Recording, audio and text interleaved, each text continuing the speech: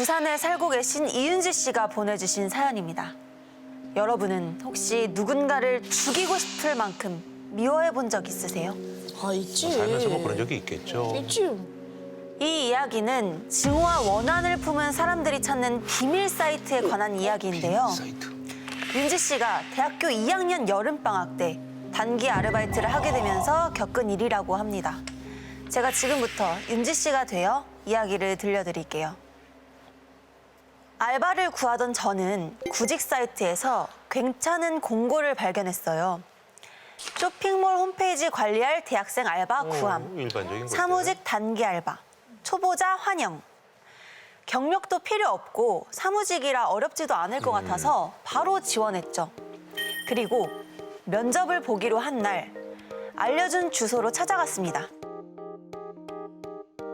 햇볕이 잘 드는 밝은 사무실에 젊은 직원들이 앉아 있는 게 보였어요.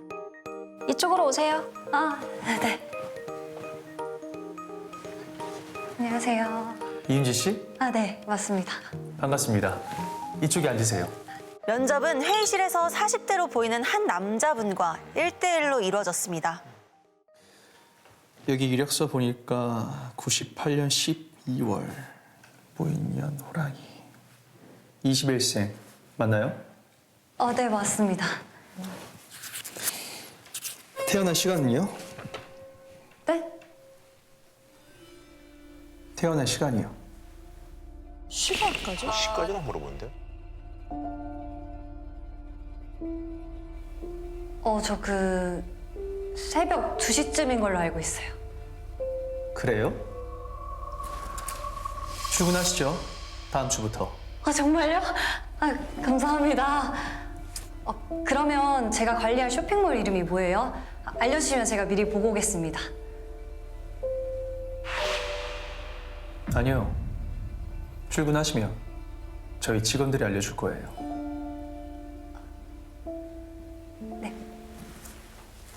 그런데 첫 출근 날 저는 이곳이 평범한 쇼핑몰이 아니라는 걸 알게 됐습니다. 안녕하세요.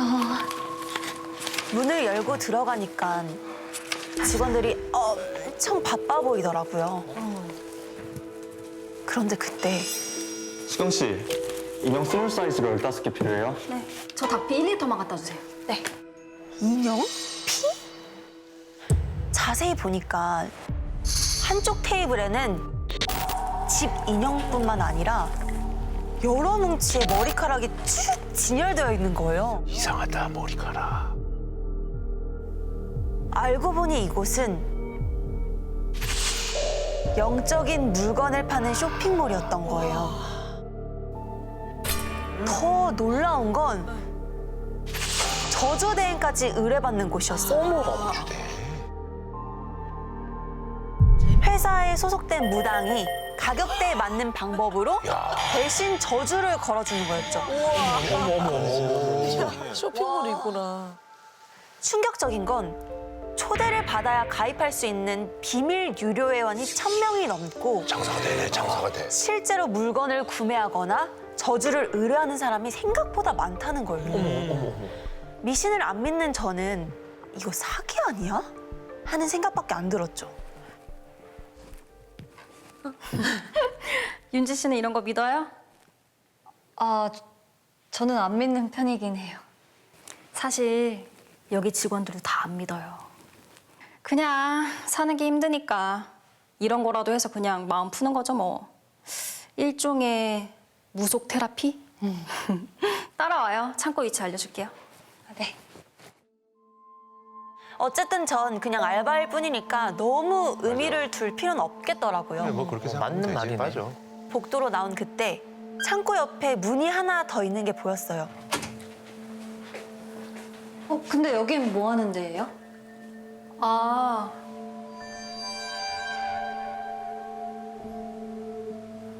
여긴 신경 쓰지 마요. 여기는 다른 부서에서 관리하는 곳이니까.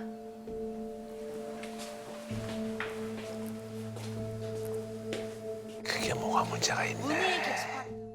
제가 맡은 업무는 단순해서 금방 적응할 수 있었어요.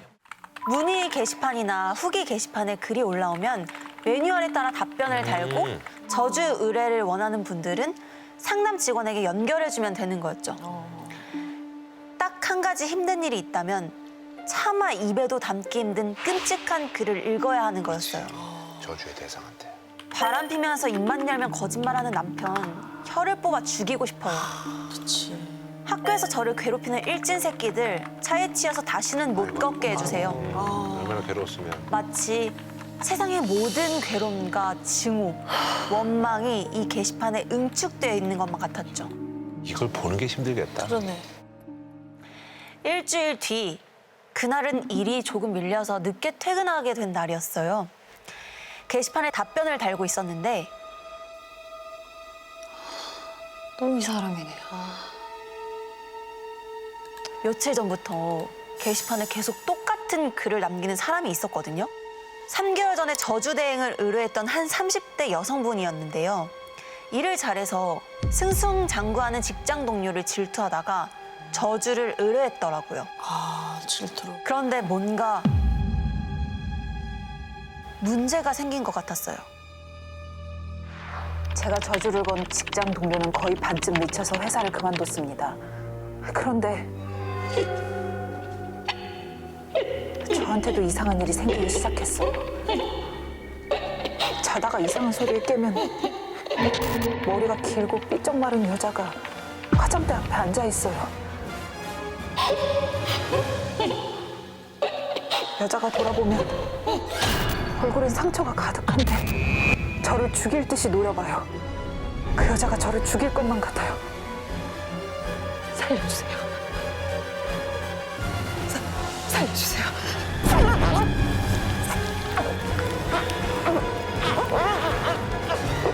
제발 도와주세요. 귀신을 본다고? 그런데 그때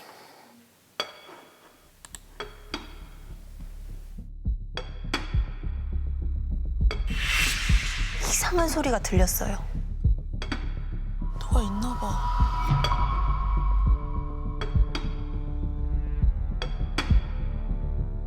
그 소리는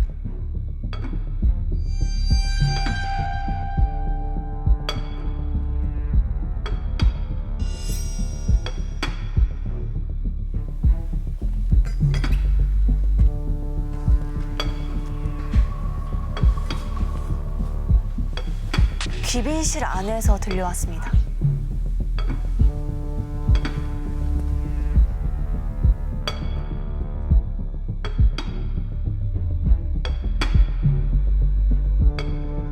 열지 마.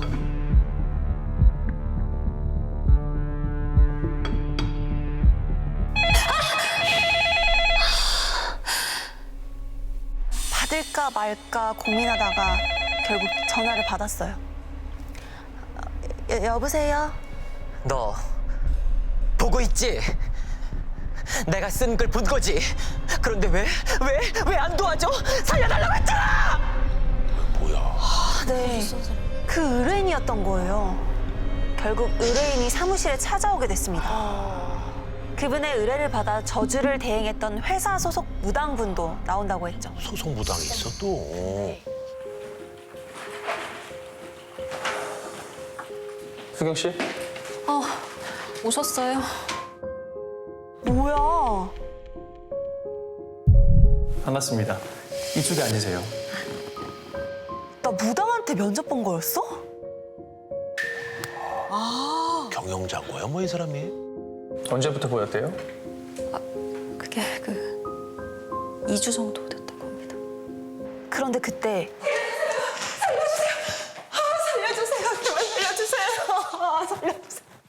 어떻게 된 거예요? 저주가 잘못된 거예요?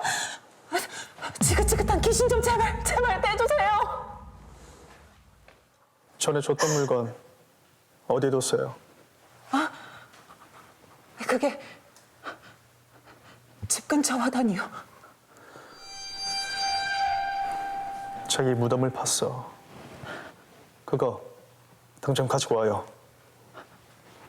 네. 다음 날 의뢰인이 가져온 그 물건은 손바닥만한 작은 단지였습니다. 엿들은 바로는 젊은 나이에 억울하게 죽은 여자 귀신을 저 단지에 봉인해서 의뢰인의 직장 동료에게 저주를 걸었다는 거예요.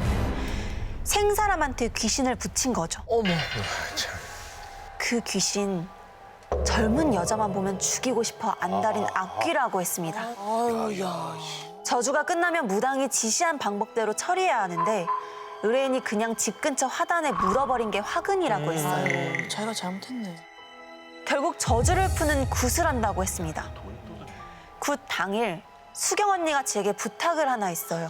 아, 귀빈실에 굿할 때 쓸 단지가 있어요. 그거 좀 챙겨주셔야 할 것 같아요. 귀빈실 문을 열고 조심스레 들어가는 순간 저는 깜짝 놀라서 하마터면 소리를 지를 뻔했어요. 새빨갛고 작은 덩어리들이 선반 가득 진열되어 있는 거예요. 뭐야? 자세히 보니까 그건 의뢰인이 가져왔던 악기가 봉인돼 있다는 그 단지랑 똑같은 것들이었어요. 뭐하고 있나 보다.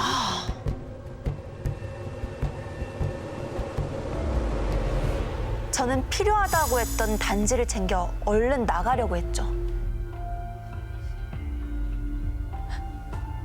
서둘러 쓱 꺼내는 그 순간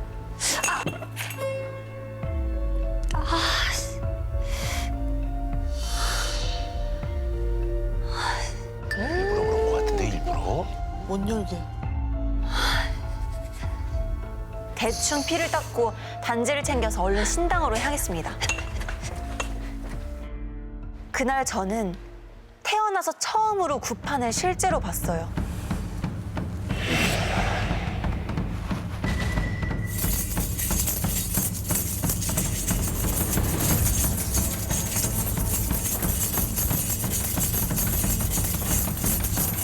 무당을 돕는 분이 제가 챙겨온 단지를 가져가서 제사상 앞에 놓더라고요.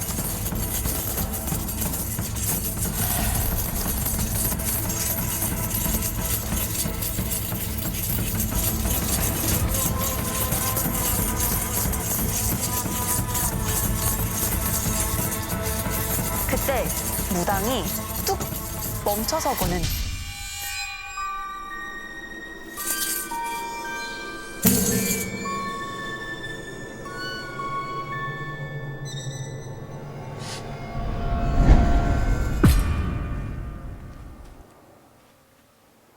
손을 쓱 들더니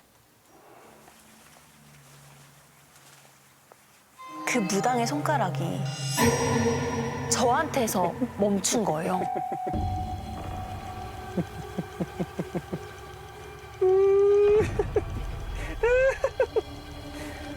울터가 아주 좋구나.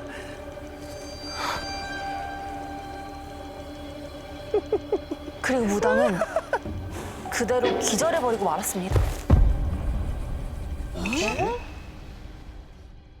하지만 무당도 직원도 굿이 잘 끝났다며 고생했으니 일찍 퇴근하라고 했습니다. 뭐야?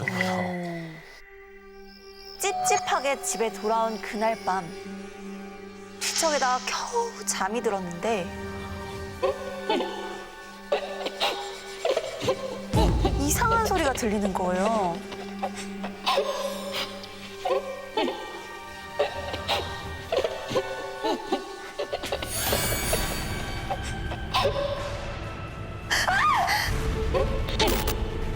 긴 머리카락, 마른 어깨. 의뢰인이 말했던 귀신이랑 똑같잖아. 이쪽으로 옮겼네. 일로 옮겼어.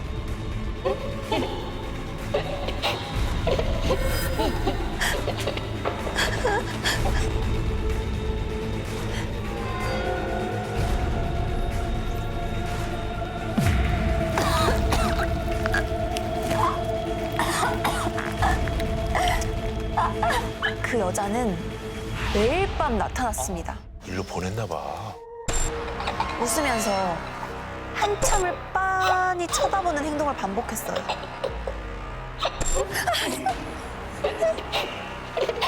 저는 점점 피폐해져 갔습니다. 저는 그 굿판에서 뭔가 문제가 생긴 거라는 걸 확신했습니다. 그래서 곧바로 수경 언니한테 전화해서 제 상황을 말했어요. 그러자 언니는 회사에 소속된 무당에게 특별히 부탁해서 비방을 받아 전해주겠다고 했죠. 지푸라기라도 잡는 심정으로 비방을 받으며 회사에 도착했을 때였어요. 여기 무당 진짜 용하긴 한가 봐. 새로 들어온 알바 있다고 했잖아.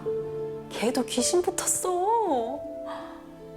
아, 알바? 뭐 액마기로 뽑은 거잖아. 액마기로 뽑은 거잖아. 무슨 소리지?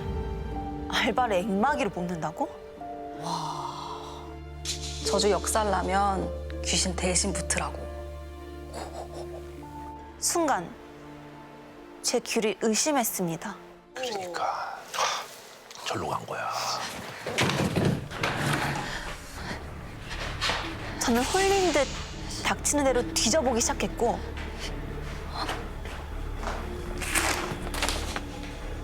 빨간 글씨로 생년월일과 생시, 이름이 적힌 노란 종이들. 본능적으로 그게 뭔지 알 수 있었습니다. 이곳을 거쳐간 액마기가 된 알바생들의 것이라는 걸요. 미쳤네. 저는 서둘러 그것들을 가방에 우겨넣고는 후들거리는 다리를 이끌고 도망치듯 그곳을 몰래 벗어났어요. 찝찝한 마음에 집에 들어와 이력서와 종이들을 모조리 태워버리는 게 최선이었죠. 하지만 아무런 소용이 없었습니다. 뭐 해야 되는 거야, 뭐야. 한 번 귀신을 본 이후로는 계속. 이전의 삶으로 돌아갈 수 없게 됐거든요. 저는 지금도 후회합니다. 여러분은 남을 저주하는 일에는 절대 손을 대지도 보태지도 마시기 바랍니다. 이터가 아주 좋구나. 서울에 사는 30대 박진호 씨께서 보내주셨는데요. 진호 씨는 본업 말고도 틈틈이 알바를 하는 엔잡러라고 합니다. 그 중에서도 특히 운구 알바. 이 운구 알바는 아예 창업까지 생각할 만큼 꿀알바였는데 이제는 생각조차 하기 싫다고. 지금부터 제가 진호 씨가 돼서 이야기를 들려드리겠습니다. 작년 7월 회사 퇴근길에 아주 반가운 메시지를 하나 받았습니다. 이번 주 토요일 오전 2시 경기도 마음 장례식장. 오케이. 부고 문자 보고 왜 좋아하냐고요? 이건 부고 문자가 아니라 운구 알바 문자거든요. 맞아, 사람들이 없어, 요즘. 이 운구 알바가 장례식장에서 관을 장의차에 싣고 화장터나 장지에 가서 다시 내리기만 하면 되거든요. 그래서 사실 이동하고 대기하는 시간이 길어서 그렇지 그치. 막상 일하는 시간은 30분도 채 안 되는데 시급은 2배인 진짜 꿀알바였죠. 단 때마다 조건이 좀 있습니다. 첫째, 자차 소유자. 아, 멀리 가야 되니까. 장례식장에 또 외곽에 있어요. 둘째, 키 180 이상의 준수한 외모. 힘이 좀 있어야 되니까. 운구 알바 날 친구 규빈이랑 저는 검은 정장을 갖춰 입고 장례식장으로 출발했습니다. 야, 규빈아. 야. 타자마자 어디야?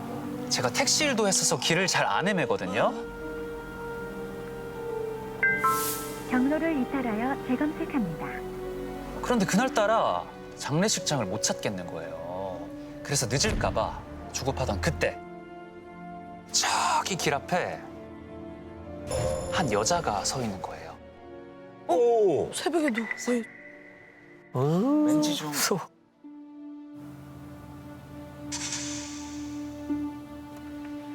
저기요. 저 길 좀 물을게요.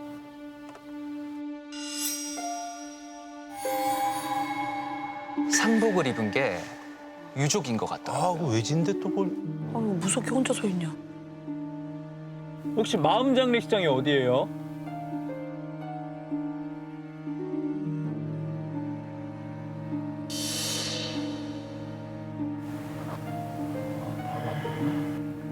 네, 감사합니다.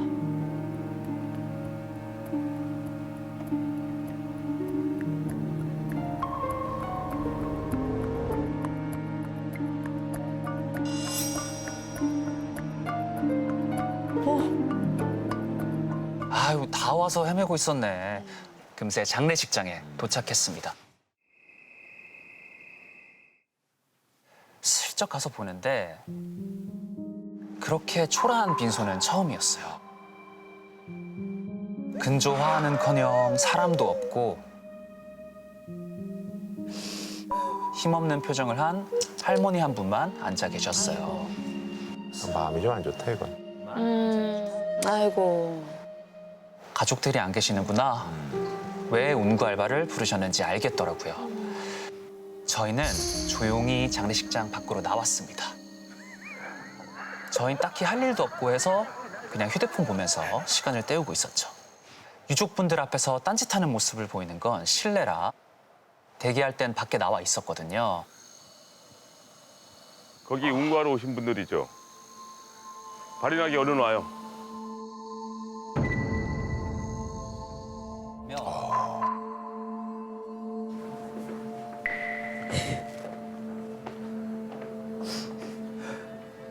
손녀따님, 오늘 운구 맡아주실 분들입니다.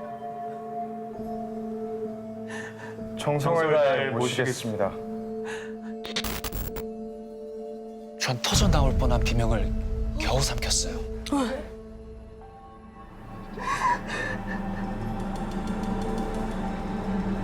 할머니 뒤로 보이는 영정사진 속 얼굴이 제게 장례식장을 알려준 여자분이랑 똑같이 생겼더라고요.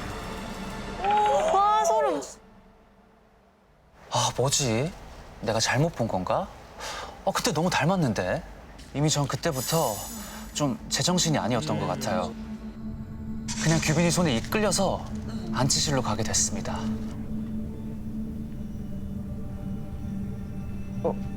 장갑을 꼈는데도 너무 손이 시릴 정도로 싸한 냉기가 느껴졌거든요. 무서워. 자, 자, 하나, 둘, 셋 하면 듭시다. 하나, 둘, 셋. 왜 이렇게 어디서 그런 소리를 해? 운구할 때는 무겁다라는 말을 함부로 하면 안 된다고 배웠거든요. 그럼 고인이 화가 나서 더 무겁게 한다고요. 근데 진짜 이상했어요. 아무리 4명이서 들었다고 해도 이렇게 무거울 리가 없는데 순식간에 와이셔츠가 땀으로 다 젖었습니다.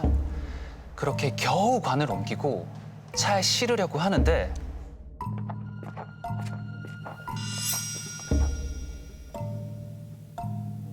여기에 관을 싣는다고? 버스나 리무진 같은 장의차가 아니라 제 앞에 냉동 탑차가 이건 이상하다.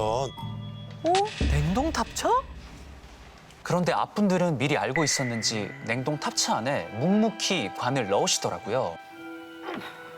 그래서 저도 애써 표정을 감추며 관을 마저 밀어놓고 그리고 한 발 물러나 잘 모시겠다고 묵념을 하는데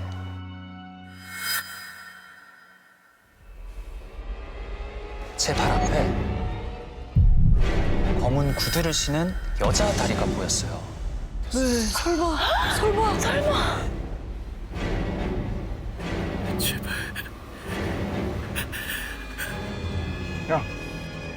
뭐해?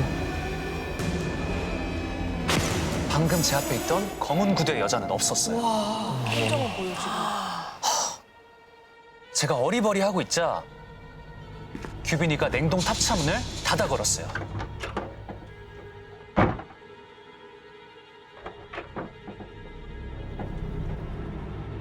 그런데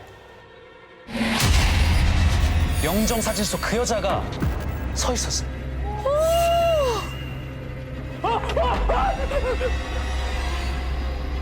왜 그래?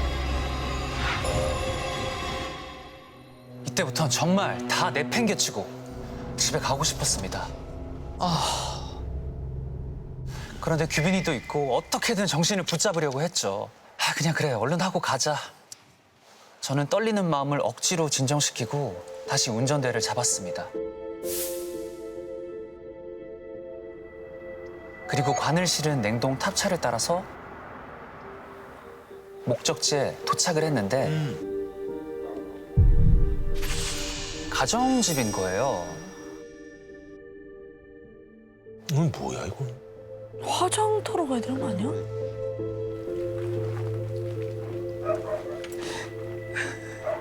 그리고 상주인 할머니께서 집 마당에 관을 내려달라고 하시더라고요. 나중에 화장하신다고요.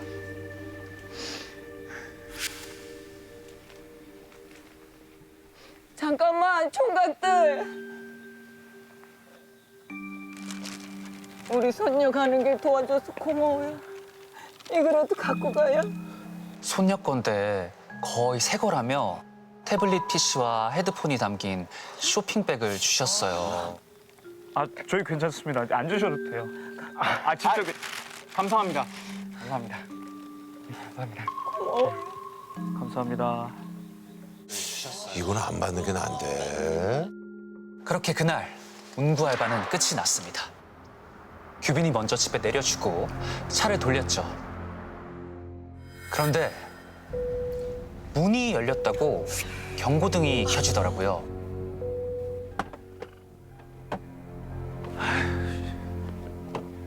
조수석 쪽이었어요.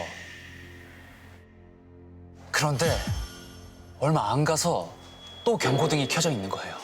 응? 이번에는 뒷문이었습니다. 어떡해.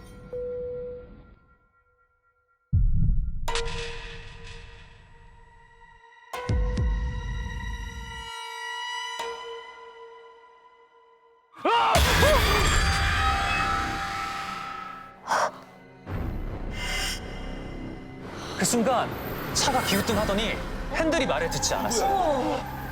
어떻게든 중심을 잡아보려고 한 순간 그대로 들이박으며 정신이 아득해졌습니다. 왜 이러지 근데? 얼마나 시간이 지났을까? 피가 얼 것 같은 한기에 눈이 떠졌어요. 제가 눈을 뜬 곳은 안치실이었어요. 꿈이야 뭐야 이거? 내가 왜 여기 있지? 급히 나가려는데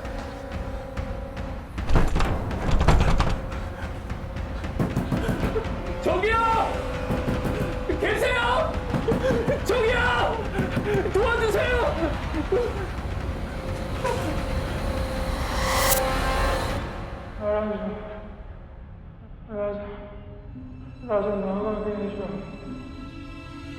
아니 냉동고 안에서 익숙한 목소리가 들리는 거예요.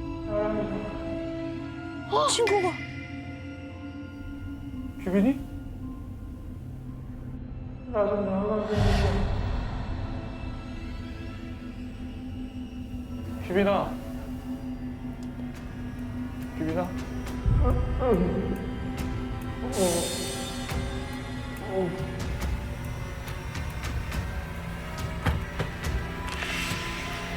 그런데 그 안에 가만히 있어봐. 규빈이가 삼배로 둘둘 말려 있는 거예요.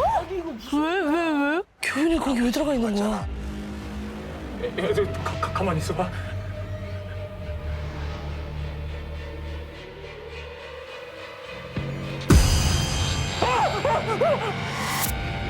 내가 왜?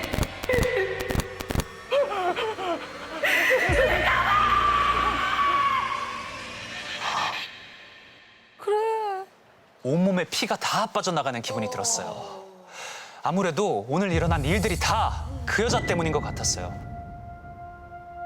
저는 다시 할머니네 집으로 향했습니다. 할머니 이거 돌려드려야 할 것 같아서요. 아니 이건 고마워서 총각 쓰라고 준 건데. 사실 이상한 일들이 조금 있었어요. 오늘 하루 제가 겪은 일을 조심스럽게 털어놓았습니다. 아이고 우리 인수가 억울해서 못 가는구나.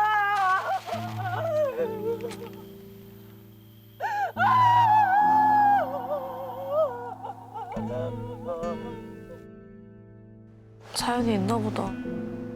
따님이 이제 성폭행을 2명한테 당해서 돌아가셨는데 처벌도 안 받고 이러니까 그냥 세상을 등지셨다고 하시더라고요. 너무 억울하다. 아. 형편도 어렵고 장례식장도 구석에 있는 방으로 겨우 빌리셨고 장례 차도 없이 냉동 탑차에 실어서 가셨거든요. 그래서 안 좋게 돌아가셨기 때문에 동네 사람들이 못 보는 시간에 새벽에 가셨던 것 같습니다.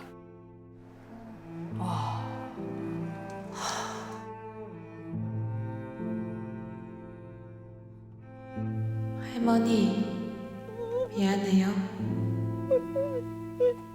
이게 다 부족한 본인 잘못이라고 미안하다고 재차 사과하시는 할머니에게 저는 아무 말도 할 수 없었습니다.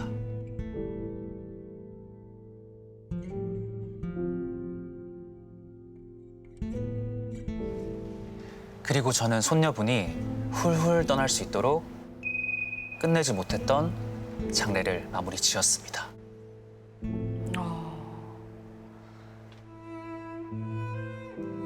그 여자가 제 앞에 나타났던 이유는 뭐였을까요?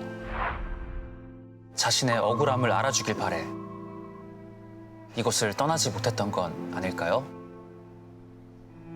부디 아픔을 묻고 편히 쉴 수 있기를 간절히 기도합니다.